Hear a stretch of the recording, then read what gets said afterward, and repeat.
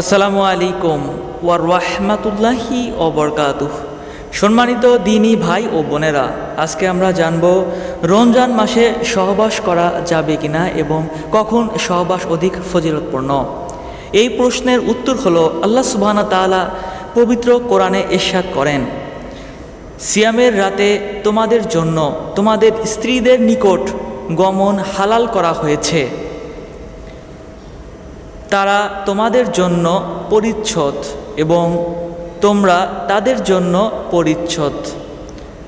আল্লাহ বলেন, তোমরা নিজেদের সঙ্গে খেয়ানত করেছিলে, অতঃপর তিনি তোমাদের তওবা কবুল করেছেন এবং তোমাদের ক্ষমা করেছেন।